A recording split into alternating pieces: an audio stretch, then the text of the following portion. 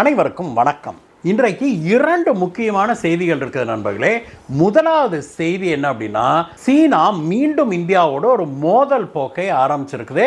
இந்த முறை சீனா கையில் எடுத்திருக்கிற பிரச்சனை என்ன, ரொம்பவுமே ஒரு சென்சிட்டிவான விஷயத்தில் சீனா கை வச்சிருக்குது அப்படிங்கிறத பார்க்குறோம். அது என்ன அப்படின்னு பார்ப்போம் நண்பர்களே. இரண்டாவது செய்தியாக நாம் இன்னைக்கு பார்க்க போகிற விஷயம் என்ன அப்படின்னாக்க, ஒரு இந்தியர் இங்கிலாந்து அரசுக்கு மிகப்பெரிய சிம்ம சொப்பனமாக மாறியிருக்கிறாரு, தலைவலியாக மாறியிருக்கிறாரு, இங்கிலாந்து அரசாங்கத்தைவே ஆடி போக வச்சிருக்கிறாரு அப்படின்னா உங்களால் நம்ப முடியுதா? ஆமாம் நண்பர்களே, ஒற்றை மனிதனாக ஒரு இந்தியர் செய்த காரியம் என்ன, எதனால இவர் செய்ததை பார்த்து இங்கிலாந்து அரசாங்கம் ஆடி போயிருக்குது. இன்னைக்கு நான் எதை பத்தி பேச போறேன் அப்படின்னு கெஸ் பண்ணியிருந்தீங்கன்னா கீழே இருக்கிற கமெண்ட்ல எழுதுங்க நண்பர்களே. முதல்ல சரியான பதிலை யார் சொல்றீங்களோ அவங்கள நம்ம நெக்ஸ்ட் வீடியோல ஃபிளாஷ் பண்ணுவோம். வாங்க நண்பர்களே, வீடியோக்கு போகலாம். அதுக்கு முன்னாடி நீங்கள் நம்ம சேனலுக்கு தொடர்ந்து சப்போர்ட் பண்ணணும் நண்பர்களே. இது வரைக்கும் நீங்கள் சப்ஸ்கிரைப் பண்ணாமல் இருந்தீங்கன்னா கீழே இருக்கிற சப்ஸ்கிரைப் பட்டனை தட்டுங்க. அப்படியே பக்கத்தில் இருக்கிற பெல் ஐக்கனை தட்டிட்டு ஆளுங்கிற ஆப்ஷனை கிளிக் பண்ணிங்கன்னா நம்ம போடுகிற வீடியோக்கள் எல்லாம் உங்களை வந்து சேரும். அதோடு நிறுத்தாமல் இந்த வீடியோ உங்களுக்கு பிடிச்சிருந்தா ஒரு லைக் போடுங்க. அப்படியே உங்கள் நண்பர்களுக்கும் இதை ஷேர் பண்ணுங்கள். வாங்க நண்பர்களே, வீடியோக்கு போகலாம்.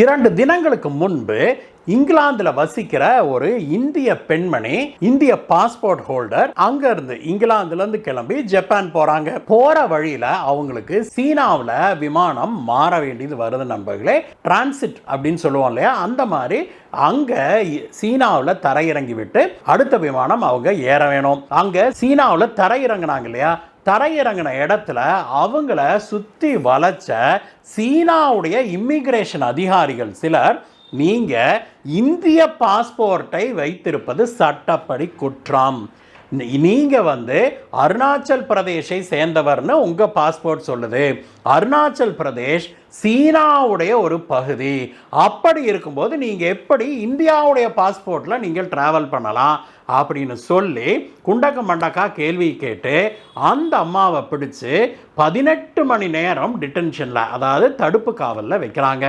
இந்த விஷயத்தை கேள்விப்பட்ட உடனேயே இந்திய தூதரகம் பம்பரமாக சுழன்று அவர் அங்கே போய் சீன அதிகாரிகளை சந்தித்து பேசி இந்த பிரச்சனையை பெரிய அளவில் அவங்க உயரதிகாரிகளுக்கு கொண்டு போய் அதற்கு பிறகு அந்த பெண்மணி விடுவிக்கப்பட்டார். அவர் தன்னுடைய பயணத்தை ஜப்பானுக்கு தொடர்ந்தார். இந்த விஷயத்தை பற்றி செய்திகள் வெளியான உடனேயே சீன வெளியுறவுத்துறை பேச்சாளர் என்ன சொன்னார் அப்படின்னாக்க, அருணாச்சல் பிரதேசை இந்தியாவுடைய ஒரு பகுதியாக இதுவரைக்கும் சீனா அங்கீகரிக்கவில்லை, அது சீனாவுடைய ஒரு பகுதி, அதனால சீன அதிகாரிகள் எடுத்த நடவடிக்கை சரியானதே அப்படின்னு சொல்லி அவர் சொன்னாரு. அதற்கு பிறகு இந்தியாவிலிருந்து பயங்கரமான குரல்கள் எழும்ப ஆரம்பிச்சது. அது மட்டும் இல்ல, இந்திய அரசாங்கம் சீன தூதருக்கு இல்லையா அவரை அழைத்து தங்களுடைய கடுமையான கண்டனத்தை தெரிவித்தது. இதற்கு பிறகு மீண்டும் ஒரு முறை சீனாவுடைய வெளியுறவுத்துறை பேச்சாளர் பத்திரிகையாளர்களை சந்திக்கிறாரு. அப்பொழுது அவர் என்ன சொல்றாருன்னா, இந்த விஷயத்துல, இந்த பெண் விவகாரத்துல நாங்க சர்வதேச விதிகளின் படிதான் நடந்துகிட்டோம், நாங்க விதிகளுக்கு புறம்பாக நாங்க எதையுமே செய்யவில்லை, சீனாவுக்குள்ள வருகிறவர்களை செக் பண்ணக்கூடிய அதிகாரம் எங்களுக்கு இருக்குது அப்படின்னு சொல்லி அவர் சொன்னதோட இல்லாம, இந்த அருணாச்சல் பிரதேசை நாங்க இந்தியாவுடைய ஒரு பகுதியாக நாங்க அங்கீகரிக்கவில்லை அப்படின்னு மீண்டும் சொல்லியிருக்கிறாரு. இதுல இந்தியாவுடைய வெளியுறவுத்துறை பேச்சாளர் பதிலளித்த போது இவர் என்ன சொன்னார் அப்படின்னா, பல சர்வதேச விதிகளை சீனா மீறி இருக்குது, சீனா தன்னுடைய நாட்டு வழியாக டிரான்சிட்ல போறாங்க, தங்களுடைய நாடு வழியாக டிராவல் பண்றாங்க இல்லையா, நாட்டுக்குள்ள வராம ஏர்போர்ட்லயே ஃப்ளைட் மாறி போறாங்க இல்லையா, அவங்களுக்கெல்லாம் 24 மணி நேரத்துக்கு விசா இல்லாத டிராவலை நாங்கள் அனுமதிக்கிறோம் அப்படின்னு சீனா ஒப்புக்கொண்டிருக்குது. அந்த சட்டத்தை மீறி இருக்குது. இரண்டாவதாக இந்தியாவுடைய ஒரு ஒருங்கிணைந்த பகுதியாக இருக்கிற அருணாச்சல் பிரதேசை சேர்ந்த ஒரு பெண்மணி இந்தியாவுடைய பாஸ்போர்ட்டில் ட்ராவல் பண்ணாமல் சீனா என்ன அவங்களுக்கு பாஸ்போர்ட்டாக கொடுத்துருக்குது, சீனாவுடைய பாஸ்போர்ட்டை வச்சா ட்ராவல் பண்ண முடியும், இந்தியாவுடைய பாஸ்போர்ட்டில் ட்ராவல் பண்ணுகிற ஒரு பெண்ணை சட்ட விரோதமாக 18 மணி நேரம் அடைச்சி வச்சிருந்தாங்க. அதுவும் இந்திய தூதரக அதிகாரிகள் தலையிட்டு போராடி அந்த பெண்ணை விடுவிக்க வேண்டியது இருந்தது. இது சர்வதேச விதிகளின்படி சீனா செய்த மிகப்பெரிய குற்றம் அப்படின்னு சொல்லி இந்தியாவுடைய வெளியுறவுத்துறை பேச்சாளர் சொல்லியிருக்கிறாரு. இந்த விவகாரம் இப்பொழுது இந்தியாவுக்கும் சீனாவுக்கும் இடையே மீண்டும் ஒரு மோதல் போக்க தொடங்கி இருக்குது நண்பர்களே. இப்பதான் கொஞ்ச நாளா சீனாவுக்கும் இந்தியாவுக்குமான பிரச்சனைகள் மெல்ல மெல்ல குறைந்து கொண்டிருந்தது. ஒரு நிரந்தரமான தீர்வை நோக்கி நாம் பயணித்து கொண்டிருக்கிறோம் அப்படின்னு நினைக்கிற இந்த காலகட்டத்தில் ஒரு லோ லெவல் சீன அதிகாரி செய்த ஒரு காரியத்தால் இப்பொழுது இந்தியாவுக்கும் சீனாவுக்கும் மீண்டும் மோதல் போக்கு உருவாகி இருக்குது. இதை இந்தியா கொஞ்சமும் சகித்து கொள்ளக்கூடாது. இந்தியா உடனடியாக சீனா ஆக்கிரமிச்சு வச்சிருக்கிற பகுதிகளை இந்தியாவுடைய பகுதிகள்னு டிக்ளேர் பண்ண வேணும். அங்க வாழ்கிற மக்கள் இந்தியா வழியாக போனாலோ இந்தியாவுக்கு வந்தாலோ அவங்களுக்கு ஒன்று பேப்பர் விசா கொடுக்கணும், இல்லைன்னா அவர்களை இதே போல நம்ம டீடைன் பண்ணணும். அக்சாய் சின் அப்படின்னு சீனா அழைக்கிற லடாக் பகுதியில் வாழ்கிற மக்கள் இந்தியாவுக்குள்ள வந்தாங்கன்னா இதே மாதிரியான ட்ரீட்மெண்ட்டை அவர்களுக்கு கொடுக்க வேணும். அது மட்டும் இல்ல, திபேத்தையுமே இந்தியா ரெகக்னைஸ் பண்ணதை வாபஸ் வாங்க வேணும் அப்படின்னு சொல்லி இப்பொழுது இந்தியாவில் குரல்கள் எழ ஆரம்பிச்சிருக்குது. இந்த விஷயத்தை பற்றிய உங்களுடைய கருத்து என்ன நண்பர்களே? அதை கீழே கமெண்ட்ஸ்ல சொல்லுங்க. வாங்க இரண்டாவது செய்திக்கு போகலாம். இன்றைக்கு இரண்டாவது செய்தியாக நாம் பார்க்க போறது என்ன அப்படின்னா, ஒற்றையாளாக தனி மனிதனாக இங்கிலாந்து அரசையே ஆட்டி வச்சிருக்கிறாரு ஒரு இந்தியர் அப்படின்னா உங்களால் நம்ப முடியுதா?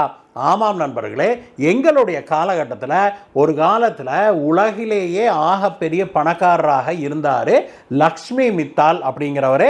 ஒரு ஸ்டீல் பேரன் அப்படின்னு அவரை அழைக்கிறாங்க. அதாவது ஸ்டீல் நிறுவனங்களை வாங்கி அதை செம்மைப்படுத்தி அதில் சம்பாரித்து உலக பணக்காரர்கள் லிஸ்ட்டில் முதலிடத்துக்கு போன ஒரு மனுஷன் ஒரு காலத்தில். இன்றைக்கும் அவர் உலக பணக்காரங்க லிஸ்ட்டில் இருக்கிறாரு அப்படிங்கிறத நம்ம தெரிஞ்சுக்கணும். இவர் சுமார் 30 ஆண்டுகளுக்கு முன்பு இங்கிலாந்துக்கு போய் அங்கே செட்டில் ஆனார் நண்பர்களே. அங்கே செட்டில் ஆன மனுஷன் இந்தியாவில் மட்டுமில்ல உலகம் முழுவதும் பல நாடுகளில் ஸ்டீல் ஃபேக்டரி வாங்கினாரு. அது போக பல நிறுவனங்களை வாங்கியிருக்கிறாரு. இவர் இங்கிலாந்துல அரச குடும்பம் வசித்த ஒரு அரண்மனையை பல மில்லியன் டாலருக்கு இந்த ஒரு 20-25 வருடத்துக்கு முன்பு வாங்கினார். அது பயங்கரமாக பேசப்பட்டது. அரச குடும்பம் அவங்க கிட்ட இருந்தே இவர் வாங்கினாரு அப்படின்னா பார்த்துக்கோங்களேன். ஒரு காலத்தில் இங்கிலாந்து அரசியை விட இவர் பணக்காரர் அப்படின்னு சொல்லப்பட்டது. அந்த மனுஷன் இப்பொழுது இங்கிலாந்தை விட்டு காலி பண்ணிட்டு தான் துபாய்க்கு நிரந்தரமாக குடியேற போறாரு அப்படிங்கிற செய்தி தான் வெளியாகி இருக்குது. அவர் இங்கிலாந்தை விட்டு வெளியேறியும் விட்டாரு. அது சரிங்க சார், ஒரு மனுஷன் ஒரு நாட்டை விட்டு வெளியில போறது இது இவ்வளோ பெரிய பிரச்சனையா அப்படின்னு கேட்டீங்கன்னா, இது டிப் ஆஃப் தி ஐஸ்பர்க் அப்படின்னு சொல்றாங்க நண்பர்களே. கடந்த பல மாதங்களாகவே இங்கிலாந்தை விட்டு பல பணக்காரர்கள் வெளியேறாங்க அப்படிங்கிற செய்தி வெளியாகி கொண்டே இருந்தது. ஆனால் அதில் ப்ராமினண்டான பெயர்கள் இடம்பெறவில்லை. இப்பொழுதுதான் முதலாக ஒரு மிகப்பெரிய பணக்காரர் வெளியேறாரு அப்படின்னு உறுதிபட இப்பொழுது வெளியாகி இருக்கு செய்தி. அவருடைய செய்தி தொடர்பாளரே இதை சொல்லியிருக்கிறாரு. அவர் என்ன சொன்னார் அப்படின்னாக்க, இங்கிலாந்தை விட்டு துபாய்க்கு லக்ஷ்மி மித்தால் போறது உறுதியாகிவிட்டது. அவர் சில தினங்களுக்கு முன்பு இங்கிலாந்தை விட்டு கிளம்பி விட்டாரு. இனிமேல் இங்கிலாந்துடைய நிரந்தரவாசியாக அவர் இருக்க மாட்டாரு. அவர் துபாயுடைய நிரந்தரவாசியாக மாறிவிட்டார் அப்படின்னு சொல்லியிருக்கிறாங்க. அதற்கு அவங்க சொல்லுகிற காரணங்கள் இரண்டே நண்பர்களே. ஒன்று, இங்கிலாந்து அரசு ஏற்கனவே கொண்டு வந்திருக்கிற ஒரு சட்டத்தில் மாற்றம். இரண்டாவது, இங்கிலாந்து அரசு கொண்டு வர திட்டமிட்டிருக்கிற ஒரு சட்டம். இந்த 2 சட்டங்களுமே பெரும் பணக்காரர்களை குறிவைத்த சட்டங்கள் அப்படிங்கிறத நாம முதல்ல சொல்லணும். என்ன அப்படின்னா, முதலாவதாக என்ன மாற்றம் அப்படின்னா, இங்கிலாந்துல ஒரு சட்டம் இருக்குது நண்பர்களே. என்ன அப்படின்னா, நீங்க இங்கிலாந்து வாசியாக இருந்தாலும் கூட நீங்க உங்களுடைய நிறுவனம் வெளிநாட்டில் சம்பாதிக்குதுன்னு வைங்களேன், அதுக்கு நீங்கள் இங்கிலாந்தில் டாக்ஸ் கட்ட வேண்டியதில்லை அப்படின்னு சொல்லியிருக்கிறாங்க. இதுதானே நியாயம்? அந்த நாட்டில் சம்பாதிக்கிறோம்னா அந்த நாட்டிலே டாக்ஸ் வாங்க போகிறாங்க, இங்கே எதுக்கு வாங்கணும்? உதாரணத்துக்கு இந்தியாவில் இருக்கிறவங்க அமெரிக்காவில் ஒரு கம்பெனி வச்சுருந்தா அமெரிக்காவில் எவ்வளோ வருமானம் வருதோ அதுக்கு இந்தியாவில் நீங்கள் வந்து இன்கம் டேக்ஸ் கட்டணும் அப்படின்னா அது எவ்வளோ பெரிய துரோகம். அது மாதிரி தான் ஒரு சட்டத்தை இங்கிலாந்து கொண்டு வந்திருக்குது. இங்கிலாந்தில் வாழ்கிற பணக்காரர்கள் வெளிநாடுகளில் அவங்களுக்கு வருமானம் வருதுன்னா அதற்கான இன்கம் டேக்ஸை இங்கிலாந்துலையும் கட்ட வேணும் அப்படிங்கிறது தான். இது வந்து யாருக்கும் ஏற்புடையதாக இல்லை, பெரும் பணக்காரர்களுக்கு ஏற்புடையதாக இல்லை. இது ஒரு பிரச்சனை. இந்த சட்டம் ஏற்கனவே கொண்டு வந்துட்டாங்க. இது வந்து பயங்கரமான எதிர்ப்பை சந்திச்சு வருது. இரண்டாவதாக அவங்க கொண்டு வர எத்தனித்து இருக்கிற சட்டம் திருத்தம் என்ன அப்படின்னாக்க, இங்கிலாந்துல ஒரு இன்ஹெரிட்டன்ஸ் டாக்ஸ் கொண்டு வரலாம் அப்படின்னு சொல்லி அவங்க திட்டமிடுறாங்க. அதுவும் பெரும் பணக்காரர்களுக்கு மட்டுமான இன்ஹெரிட்டன்ஸ் டாக்ஸ். இன்ஹெரிட்டன்ஸ் டாக்ஸ் அப்படின்னு 2024 பாராளுமன்ற தேர்தலுக்கு முன்னாடி யாரோ ஒருத்தர் சொன்ன ஞாபகம் வருமே. யார் சொன்னாங்க இந்தியாவில் இப்படி ஒரு சட்டம் கொண்டு வரணும் அப்படின்னு? உங்களுக்கு நினைவு இருக்குதா? நினைவு இருந்தால் கமெண்ட்ல எழுதுங்க. இந்த விஷயத்தை பேசிட்டு நான் அதை யாருன்னு சொல்கிறேன். ரொம்ப சுவாரஸ்யம், மறந்துடாதீங்க. ஏன்னா இந்தியாவில் அவர் சொன்ன விஷயத்தை இங்கிலாந்து கொண்டு வர்றேன்னு சொன்னதுக்கு என்ன நடக்குது பாருங்க. அந்த நாட்டில் இங்கிலாந்தில் வந்து $350 மில்லியன் மேலே உங்களுக்கு சொத்து இருக்குது அப்படின்னா உங்களுடைய சொத்து உங்களுக்கு பிறகு உங்களுடைய வாரிசுக்கு போகும் இல்லையா? இப்போ நமக்கு ஒரு வீடு இருக்குது, நமக்கு பிறகு நம்ம பையனுக்கு வீட்டை கொடுக்குறோம். இந்த வீட்டை கொடுக்குறதுக்கு நீங்கள் ஏதாவது டேக்ஸ் கட்டணுமா? இல்லைல்ல. ஆனால் இந்த சொத்தோட மதிப்பு, உதாரணத்துக்கு உங்களுக்கு ஒரு வீடு இருக்குதுன்னு வச்சுக்கோமே, அல்லது ஒரு விவசாய பூமி இருக்குது, அதனுடைய மதிப்பு ₹1 கோடி அப்படின்னு வச்சுக்கோமே. அந்த சொத்து உங்களுக்கு பிறகு யாருக்கு போகும்? உங்களுடைய பையனோ பொண்ணோ அல்லது பசங்க பொண்ணுங்க எத்தனை பேர் இருக்கிறாங்களோ அத்தனை பேர்த்துக்கும் பங்கிட்டு கொடுக்கும் இந்திய சட்டம் இல்லையா? உதாரணத்துக்கு நீங்கள் ஒரு பொண்ணு வச்சுருக்கீங்கன்னு வச்சுக்கோங்களேன், அந்த பெண்ணுக்கு தான் இந்த சொத்து பூராவும் போகும். கரெக்டாக? உங்களுக்கு பிறகு அந்த பெண்ணுக்கு இந்த சொத்து இந்தியாவிலாம் நேச்சுரலாகவே போயிடுது. அவங்க தான் வாரிசு சர்டிஃபிகேட் வாங்கணும், வாரிசு சர்டிஃபிகேட் வாங்கினே சொத்தை நீங்கள் பேரை மாற்றிக்கலாம். கரெக்டாக? இதுக்கு எதுவும் டேக்ஸ் கிடையாது. ஆனால் இன்ஹெரிட்டன்ஸ் டேக்ஸ் அப்படின்னா என்னன்னா, அந்த சொத்து இருக்குது இல்லையா, அந்த சொத்தை உங்கள் பெண் பெறுவதற்கு, உங்களுக்கு பிறகு உங்கள் பெண் பெறுவதற்கு அவங்க ஒரு டேக்ஸ் கட்டணும் அப்படின்னு. இங்கிலாந்தில் அவங்க போட்டிருக்கிற இன்ஹெரிட்டன்ஸ் டேக்ஸ் எவ்வளோ அப்படின்னா 40%. உதாரணத்துக்கு நீங்கள் ₹1 கோடி சொத்தை உங்கள் பெண்ணுக்கு நீங்கள் எழுதி வச்சாலோ அல்லது உங்களுக்கு பிறகு அது உங்கள் பெண்ணுடைய கைக்கு போனாலோ உங்கள் பெண்ணு ₹40 லட்சம் கவர்மெண்ட்டுக்கு டேக்ஸ் கட்டணும் அப்படின்னா அதை ஏற்றுக்குவீங்களா? என்ன ஒரு முட்டாள்தனம்! அந்த சொத்தை சம்பாதிக்கிறதுக்கு நீங்கள் பணம் சம்பாதிக்கும் போதும் டேக்ஸ் கட்டினீங்க, இன்கம் டேக்ஸ் கட்டினீங்க.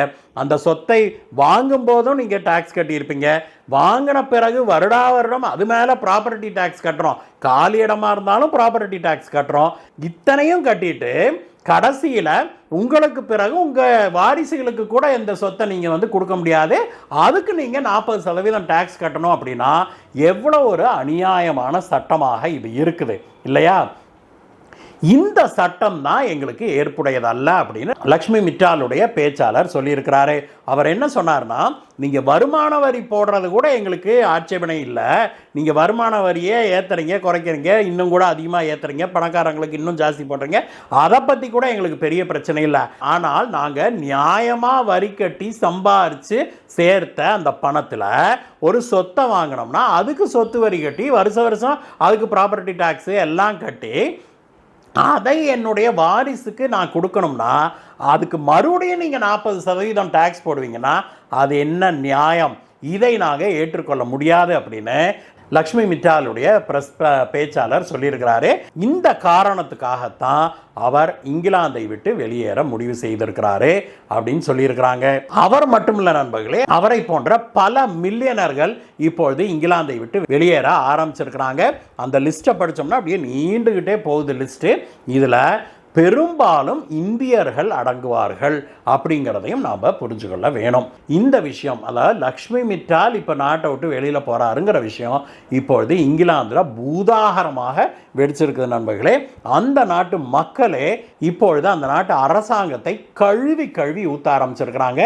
ஏற்கனவே இங்கிலாந்து பிரதமராக ஸ்டார்மர் பதவியேற்று கொண்டதிலிருந்தே அவருடைய போக்கு சரியில்லை அப்படின்னு இங்கிலாந்து மக்கள் பலவாறாக ப்ரொடெஸ்ட் பண்ணிட்டு இருக்காங்க. அவர் சில மாதங்களுக்கு முன்பு இந்தியாவோடு ஒரு மோதல் போக்கை தொடங்கினாரு. அதற்கு பாரத பிரதமர் மோடி கிட்ட இருந்து நேரடியாகவே அவருக்கு நல்லபடியாக விழுந்ததை பார்த்தோம். அதுக்கப்புறம் அடங்கினாரு.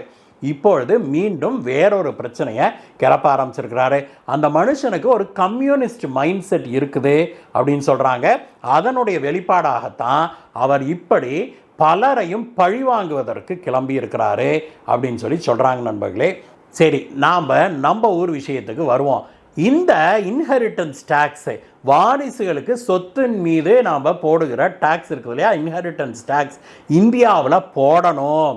இந்தியாவில் இருக்கிறவங்க எல்லாத்து மேலையும் இன்ஹெரிட்டன்ஸ் டாக்ஸ் போடணும். இந்தியாவில் ஒவ்வொருத்தருடைய சொத்தையும் அவருடைய வாரிசுகளுக்கு அவர் மாற்றும் போது, அவர் உயிரோடு இருக்கும் போதும் சரி, அவர் இறந்த பிறகும் சரி, அந்த வாரிசுகளுக்கு அந்த சொத்தை கொடுக்கும் போது அந்த சொத்துடைய மதிப்பில் ஒரு குறிப்பிட்ட சதவீதத்தை, இங்கிலாந்தில் 40% போட்டிருக்கிறாங்க, ஒரு குறிப்பிட்ட சதவீதத்தை நாம் இன்ஹெரிட்டன்ஸ் டாக்ஸ் ஆக போட வேணும் அப்படின்னு இந்தியாவில் பேசிய அதிபுத்திசாலி தலைவர் யார் அப்படின்னு நீங்க கெஸ் பண்ணிட்டீங்களா நண்பர்களே?